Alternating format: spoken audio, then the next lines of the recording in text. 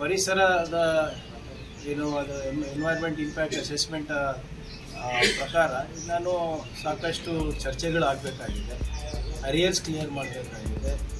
ಮತ್ತು ಏನು ಸುಮಾರು 1 ಲಕ್ಷ ಅಲ್ಲಿ ಮರಗಳ ಹಾನಿ ಆಗುತ್ತೆ, ಅದ್ರ ಬಗ್ಗೆನೂ ಸವಿಸ್ತಾರವಾಗಿ ಇಂಪ್ಯಾಕ್ಟ್ ಅಸೆಸ್ಮೆಂಟ್ ಆಗಿಲ್ಲ ಅಂತ ಪರಿಸರವಾದಿಗಳು ಹೇಳ್ತಾ ಇದ್ದಾರೆ.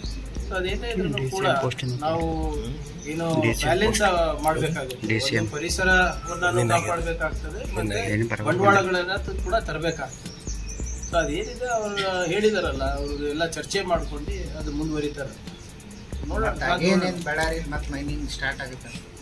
ಇಲ್ಲ ನೋಡಿ, ನನಗಾದು ಸಂಪೂರ್ಣವಾದಂಥ ಮಾಹಿತಿ ಇಲ್ಲ. ಪತ್ರಿಕೆಯಲ್ಲಿ ಏನು ಓದಿದ್ದೀನಿ, ನಮ್ಮ ಅರಣ್ಯ ಸಚಿವರು ಏನು ಹೇಳಿದ್ದಾರೆ ಅಷ್ಟಕ್ಕೆ ಸೀಮಿತ ಇದೆ ನನ್ನ ಮಾತು. ಅದ್ರ ಬಗ್ಗೆ ಇನ್ನೂ ಹೆಚ್ಚು ತಿಳ್ಕೊಂಡು ಬೇಕಾದರೆ ನಾನು ಮಾಹಿತಿ ಕೊಡ್ಬೋದು. This video is sponsored by Mahalakshmi Jewelers, Manu Multi Speciality Hospital, KBN University, Shaheen Group of Institutions, Surat Khazana, Al Sharia Group of Institutions, Beg Neuropsychiatry Hospital, NK NEET Institute, and by Alimi Public School. ನೋಡಿ, ಇದ್ರ ಬಗ್ಗೆ ಏನು ಮಾತಾಡಬೇಕು ಅಂತ ಗೊತ್ತಾಗುತ್ತೆ. ಯಾಕಂದರೆ ಇವೆಲ್ಲ ಒಂದು ವಿಚಿತ್ರವಾದಂಥ ಪ್ರಕರಣಗಳು, ವಿಕೃತ ಮತ್ತು ಅಸಹ್ಯ ಪಡುವಂಥ ಪ್ರಕರಣಗಳು. ಪ್ರಜ್ವಲ್ ರೇವಣ್ಣದಿರ್ಬೋದು, ನಮ್ಮ ಸೂರಜ್ದಿರ್ಬೋದು, ಯಡಿಯೂರಪ್ಪ ಅವ್ರದ್ದಿರ್ಬೋದು, ಏನು ನಡೀತಾ ಇದೆ ಅಂತಲೇ ತೋರಿಸ್ತಾ ಇಲ್ಲ. ಆಮೇಲೆ ಆಶ್ಚರ್ಯ ಏನಪ್ಪ ಅಂದರೆ, ಅವು ಯಾರು ಮಾಡಿದ್ದಾರೆ ಅವ್ರಿಗೂ ಕೂಡ ಏನು ಅನಿಸ್ತಾ ಇಲ್ಲ. ಎಲ್ಲರೂ ಬೇರೆ ರಾಜೀನಾಮೆನೇ ಕೇಳ್ತಾ ಇದ್ದಾರೆ, ಅವರು ಆತ್ಮಾವಲೋಕನ ಮಾಡ್ಕೊತಾ ಇದ್ದಾರೆ. ನೀವು ನಮಗೆ ಕೇಳ್ತಾ ಇದ್ದೀರ, ಅವ್ರಿಗೆ ಕೇಳಬೇಕು. ದೊಡ್ಡ ಮನೆತನ, ಎಲ್ಲರೂ ಅಧಿಕಾರದಲ್ಲಿದ್ದಾರೆ, ಅವ್ರ ಮೇಲೆ ಅವ್ರ ಮೇಲೆ ಏನು ಜವಾಬ್ದಾರಿ ಇದೆ? ಸಮಾಜಕ್ಕೆ ಏನಂತ ಮೆಸೇಜ್ ಕಳಿಸ್ತಾ ಇದ್ದಾರೆ? ಇನ್ನೂ ಕೂಡ ಏನೋ ಇದು ಎಕ್ಸ್ಕ್ಯೂಸಸ್ ಕೊಟ್ಕೊಂಡು ಓಡಾಡ್ತಾ ಇದ್ದಾರಲ್ಲ. ಯಾವತ್ತನ ಅವ್ರ ಬಾಯಿಂದ ಇಲ್ಲ, ನಾವು ಒಂದು ಜವಾಬ್ದಾರಿ ಕುಟುಂಬದಿಂದ ಬರ್ತಾ ಇದ್ದೀವಿ, ನಮ್ಮ ಕುಟುಂಬದ ಮೇಲೆ ಇರುವಂಥ ಒಂದು ಈ ಕಪ್ ಚುಕ್ಕಿಯನ್ನು ನಾವು ಅಳಿಸೋ ತನಕ ನಾವು ಅಧಿಕಾರ ಬಿಟ್ಟಿರ್ತೀವಿ, ಅಥವಾ ನಾವು ಸಮಾಜದಲ್ಲಿ ಒಂದು ಸ್ಪಷ್ಟವಾದಂಥ ಸಂದೇಶ ಹಾಕ್ತೀವಿ, ನಾವು ಮಾದರಿ ನಾಗರಿಕರಾಗ್ತೀವಿ ಅಂತ ಎಲ್ಲೂ ಬರ್ತಾನೆ ಇಲ್ಲ. ಈ ಪ್ರಕರಣಗಳ ಬಗ್ಗೆ ಏನು ಹೇಳೋದೇ ಗೊತ್ತಾಗ್ತಾ ಇಲ್ಲ. ಕುಮಾರಸ್ವಾಮಿ ಅವ್ರವ್ರಿಗೆ ವಿವೇಚನೆಗೆ ಬಿಟ್ಟಂಥ ವಿಷಯ ಇವೆ. ನಾನು ಕುಮಾರಸ್ವಾಮಿ ಅವ್ರ ಬಗ್ಗೆ ಆಗಲಿ, ದೇವೇಗೌಡರ ಬಗ್ಗೆ ಆಗಲಿ, ರೇವಣ್ಣ ಅವ್ರ ಬಗ್ಗೆ ಆಗಲಿ ಮಾತಾಡೋಕ್ಕೆ ಹೋಗೋದಿಲ್ಲ. ಅವರ ಸ್ವಂತ ವಿವೇಚನಕ್ಕೆ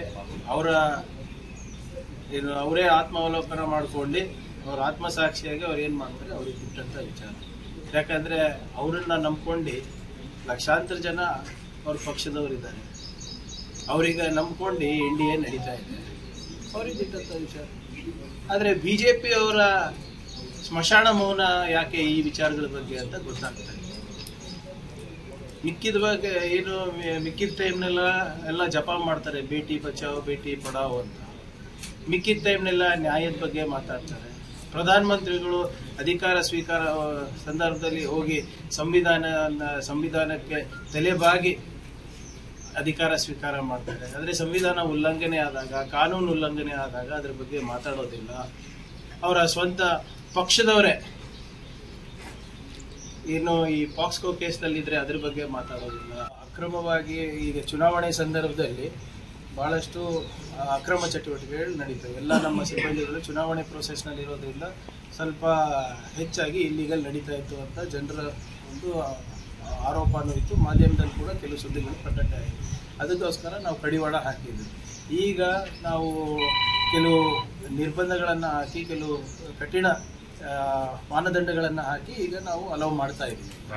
ರಾಯಲ್ಟಿ ಇರ್ಬೋದು, ಮತ್ತು ಯಾರ್ಯಾರು ಇಲ್ಲಿಗಲ್ ಏನು ಸ್ಟೋರೇಜ್ ಮಾಡ್ತಾ ಇದ್ದಾರೆ ಮತ್ತು ಇಂಥದ್ದು ಕುಮ್ಮಕ್ಕೆ ಕೊಡ್ತಾ ಇದ್ದಾರೆ ಅಗ್ರಿಕಲ್ಚರಲ್ ಲ್ಯಾಂಡ್ನಲ್ಲೆಲ್ಲ, ಅದಕ್ಕೆಲ್ಲನೂ ಕೂಡ ನಾವು ಒಂದು ಪಬ್ಲಿಕ್ ನೋಟಿಸ್ ತಂದು ಅದನ್ನು ನಾವು ಸ್ಟ್ರಿಕ್ಟ್ ಮಾಡಿದ್ದೀವಿ.